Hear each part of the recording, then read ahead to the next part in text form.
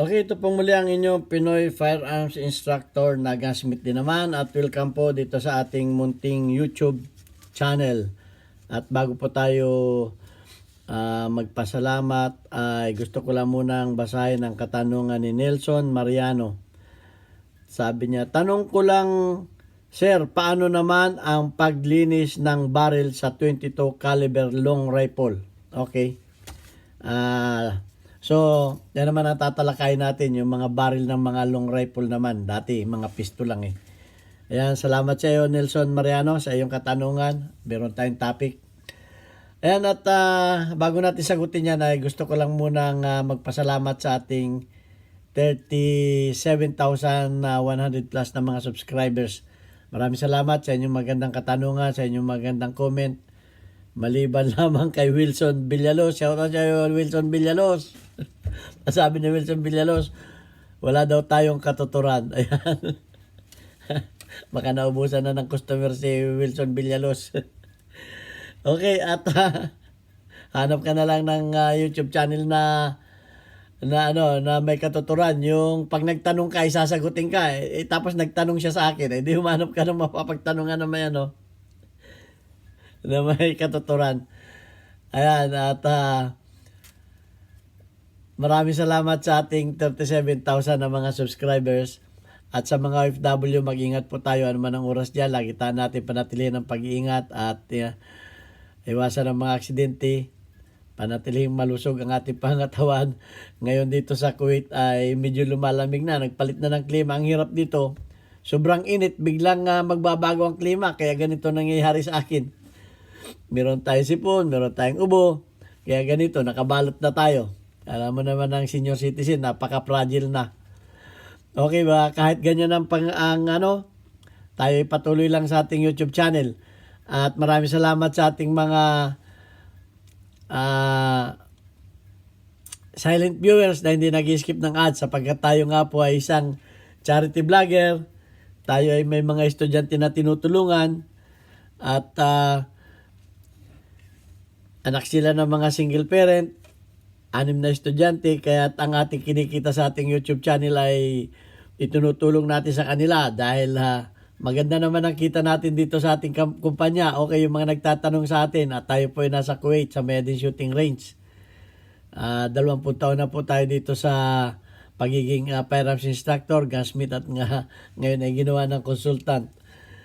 Ayan, at maraming salamat dahil ang ating mga kinikita sa ating YouTube, yung mga hindi nag-skip ng ads, malaking tulong na rin yan. Dahil pandagdag alawas ng ating mga 6 na estudyante. Okay, kaya nga't merong isang estudyante dito na gustong magpasalamat. Okay, shout out kay Alfredo Isidro. Kati-text lang ng anak ko. Natanggap na yung pinadala mo sa GCash. Okay, may GCash number tayo dito na kung saan ay pinadadala yung mga pagmamahal o mga tulong sa ating 6 na estudyante. Ayan. At yung isang estudyante dito ay magpapasalamat lang dahil napadala natin siya ng allowance. Po sa lahat, ako po ay nagpapasalamat kay Alfredo Isidro at si Conrado Egulalio sa kanilang pagbigay ng allowance at nagpapasalamat rin po ako sa subscribers ng Pinoy Firearms Instructor. God bless po at maraming salamat po. Okay, yan po yung isa nating matalinong estudyante na panghinayang naman hindi makapagtapos ng pag-aaral. Kaya maraming salamat sa ating mga sponsor sa pangunguna ni Alfredo Isidro Ordo Sipay ng Las Piñas, si Architect Arnel Salvador, si ng Kuwait, si Jubil Platoon, Boy Umay ng Riyadh, Saudi Arabia, si Ombit ng Kia Motors Kuwait, si Anthony Evangelista ng Pasay. Okay, at meron kayo magpakilala, tawagin na lang natin sa pangalang Adrian. At yung bago nating sponsor, si Conrado Egulalio. Okay, pag dumami po ang ating mga sponsor at lumaki ang kita natin sa ating YouTube channel, pwede kayong magrekomenda sa akin ng mga estudyante para madagdagan. Sa ngayon pa po, hindi pa po tayo pwedeng tumanggap dahil ang kinita po lang natin sa YouTube channel ay 5,000. Ay ang isang estudyante po isang linggo 1,000. So malaki po ang abono natin. At salamat na naman at may mga sponsor pa rin na pandagdag na tulong. Kaya nga napakasarap po ng tayo nakakapagpaaral ng mga batang hirap sa buhay. Ayan. At sasagutin na natin yung katanungan ni Nelson Mariano. Paano ba ang paglinis ng mga long rifle o kahit hindi na 22 long rifle, may mga ganito pong rod na dinudugtong-dugtong na mahaba na para mabras natin yung loob. Okay, may mga sizes din naman ito, may pang 22, ito pang 9mm ito eh. So hindi ko na ilabas yung ating pang 22. So meron din namang mga bore snake. Yung bore snake naman, yun naman ay ganito naman yon na may thread din sa dulo na binabala ito ay kakabit mo sa dulo pagkatapos isuot mo sa barrel tapos yun hilahin mo ng babalik-balikan mo ng hila. Ayan tanong, ay sir wala naman kaming ganyan eh. Saan ka paano namin malilinis? Wala naman kami sinatabi mo na mga panlinis na ganyan. Wala kaming cleaning kit. Okay, kasi may mga cleaning kit talaga na bibili sa mga gun store. Cleaning kit ang tawag dyan. So kung wala kayong cleaning kit, ganito. Mag-ingat lang kayo sa inyong mga commander. Tanggalin ninyo yung sampayan. Yung sampayan ng commander ninyo. At gawin ninyong ganito yung dulo. Okay, gawin ninyong ganyan. Mas maganda kung pilipitin ninyo. Ilak ninyo yung dulo na ganun. Pagkatapos, ay kumuha kayo ng tela na cotton, ganito. Tapos ay kalkulahin lang ninyo dahil maliit lang yung bore ng 22. Siyempre, pipiraso rin lang kayo ng maliit. Okay? Mga ganito. Yan, mga ganito. Ina-advise ko yung mahaba. Mahaba ha. Sabihin ko sa iyo kung bakit mahaba. So wala tayong barrel ng 22 dito. Ang barrel natin dito ay 223. Ang 22 naman na 223, magka-size naman yan. So, ito ang barrel natin. So, gagawin natin, spray muna natin yung chamber ng WD-40. Okay? Spray natin ng WD-40. Yung butas ng chamber. Doon kayo mag-umpisa ng spray doon sa chamber ha. Pagkatapos, ang gawin natin ay tutungo ko ng kaunti ha. Yan. Gagawin natin, yung ginupit natin na na tela ay parang naglagay tayo sa sa karayom. Yan lalagay natin kasi parang nagbutas tayo ng Papantay lang natin yung dulo. Pagkatapos ay ipapasok natin dito sa chamber, yung dulo. Ayan. Papasok natin dyan sa dulo yung chamber at hihilahin natin dito. Okay? Kaya mahaba, kaya sinabi kong mahaba, dapat mahaba, kasi pagka hindi ninyo mahatak dito, huwag ninyong pwersahin. Pag hindi ninyo mahatak, kasi pag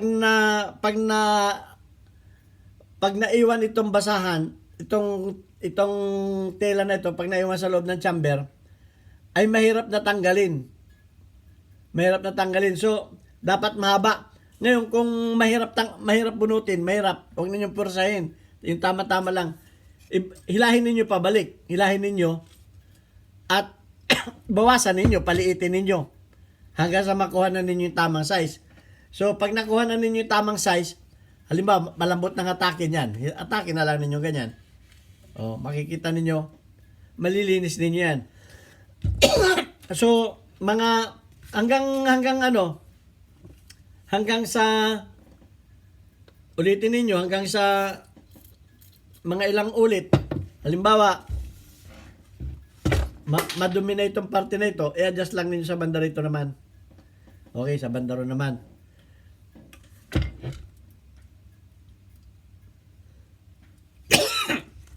May ubo pa rin tayo. Pasensya na. Ganun lang gagawin ninyo. Paulit-ulitin lamang ninyo ng ganun.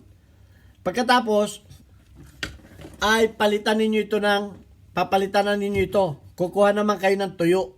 kinakailangan ay tuyo naman. Ang panghuling tila na papalitan ninyo ng tuyo, wala ng WD-40. Kasi ang baril, dapat yan ay tuyo yan. Walang langis, walang WD-40. Excuse me, ay nako. Ulitin lang ninyong ganun.